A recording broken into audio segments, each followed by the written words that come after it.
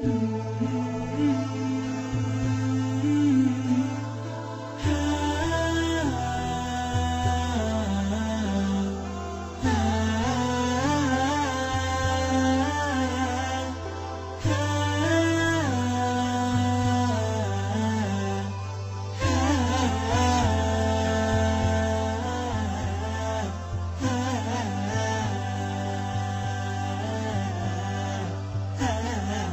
رسول صلی اللہ علیہ وسلم مکہ معظمہ میں تشریف فرما تھے اور آپ کی خبر مدینہ طیبہ میں پہنچی تو یہاں کے یہودیوں نے چند آدمیوں کو مکہ مکرمہ بھیجا کہ وہ جا کر آپ کی آزمائش کریں۔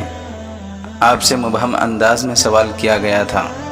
ان کے جواب میں بذریعہ وحی یہ پورا قصہ نازل کیا گیا جو رسول اللہ صلی اللہ علیہ وسلم کا معجزہ اور آپ کی نبوت کا بڑا شاہد تھا کہ آپ امی محض تھے، کسی سے تعلیم حاصل نہیں کی، پھر بھی وہ تمام واقعات جو تورات میں مذکور تھے صحیح بتلا دیے، بلکہ بعض وہ چیزیں بھی بتلا دیں جن کا ذکر تورات میں نہ تھا۔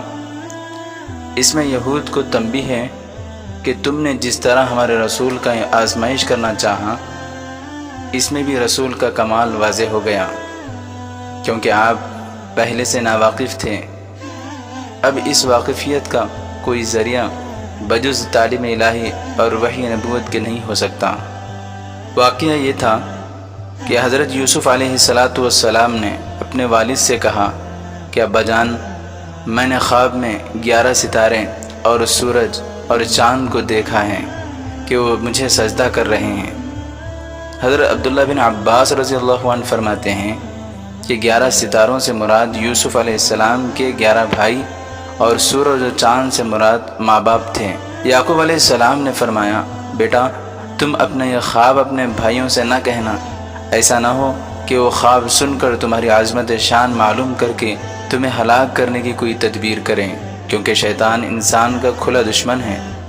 وہ دنیا کے جاہ و مال کے خاطر انسان کو ایسے کاموں میں مبتلا کر دیتا ہے۔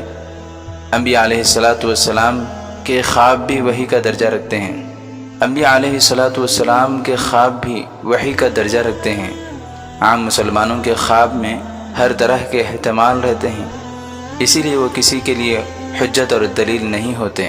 حضرت یعقوب علیہ السلام کے یوسف سمیت 12 لڑکے تھے، ان میں سے ہر ایک صاحب اولاد ہوا، سب کے خاندان پھیلے، چونکہ یعقوب علیہ السلام کا لقب اسرائیل تھا، اس لیے سب 12 خاندان بنی اسرائیل کہلائے۔ ان 12 لڑکوں میں 10 بڑے لڑکے یعقوب علیہ السلام کی پہلی زوجہ محترمہ لیا، ان کے بطن سے 2 لڑکے یوسف علیہ السلام اور بنیامین پیدا ہوئے۔ جب یوسف علیہ السلام کے بھائیوں نے دیکھا کہ حضرت یعقوب علیہ السلام یوسف علیہ السلام سے بہت محبت رکھتے ہیں جو ان کے بڑے بھائیوں کو حاصل نہیں، تو ان پر حسد ہوا۔ یہ بھی ممکن ہے کہ ان کا خواب کسی طرح ان کو معلوم ہو گیا تھا، جس سے انہوں نے یہ محسوس کیا کہ ان کی بڑی شان ہونے والی ہے۔ آپس میں گفتگو کی کہ ہمارے والد کھلی بے انصافی کر رہے ہیں، اس لیے یا تو یوسف علیہ السلام کو قتل کر دیں یا پھر کسی دور زمین میں پھینک آئیں جہاں سے وہ واپس نہ آ سکے۔ اس کے بعد ان بھائیوں میں مشورہ ہوا، بعض نے یہ رائے دی کہ یوسف کو قتل کر ڈالو، بعض نے کہا کسی غیر آباد کنویں کی گہرائی میں ڈال دو تو باپ کی پوری توجہ تمہاری طرف ہو جائے گی، ہمارے عمل سے جو گناہ ہوگا بعد میں توبہ کر کے نیک ہو سکتے ہیں۔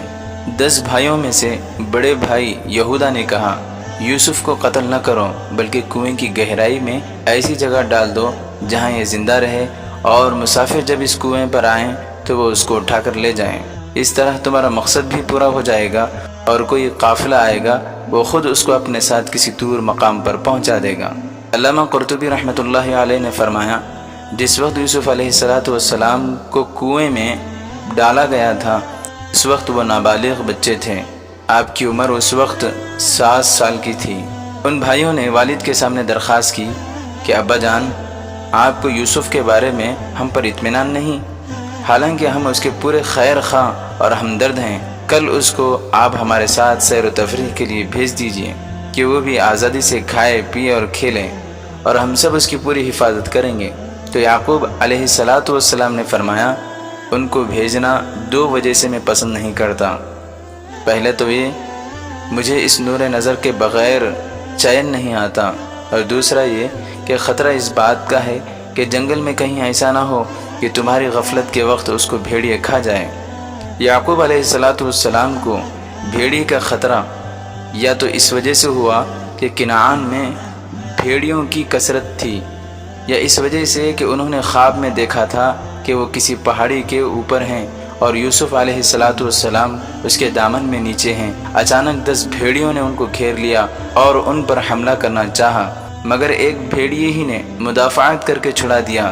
پھر یوسف علیہ السلام زمین کے اندر چھپ گئے، جس کی تعبیر بعد میں یوں ظاہر ہوئی کہ 10 بھیڑیے یہ 10 بھائی تھے۔ ہلاکت سے بچایا وہ بڑا بھائی یہودا تھا، اور زمین میں چھپ جانا کنویں کی گہرائی سے تعبیر تھی۔ بھائیوں نے یعقوب علیہ السلام کی بات سن کر کہا کہ آپ کا خطرہ عجیب ہے، ہم 10 آدمیوں کی قوی جماعت اس کی حفاظت کے لیے موجود ہے، اگر ہم سب کے ہوتے ہوئے اس کو بھیڑیا کھا جائے تو ہمارا وجود ہی بیکار ہے۔ حضرت یعقوب علیہ السلام نے بھائیوں سے مکمل عہد و پیمان لیا کہ اس کو کوئی تکلیف نہ پہنچنے دیں گے۔ بھائیوں نے والد کے سامنے یوسف علیہ السلام کو اپنے مونڈوں پر اٹھا لیا، اور باری باری سب اٹھاتے رہے۔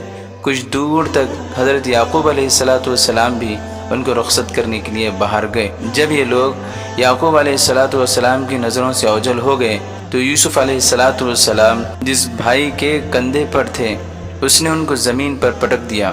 یوسف علیہ السلام پیدل چلنے لگے، کم عمر تھے، ان کے ساتھ دوڑنے سے عاجز ہوئے تو اپنے بھائیوں کو پکارا تو کسی نے ساتھ نہ دیا۔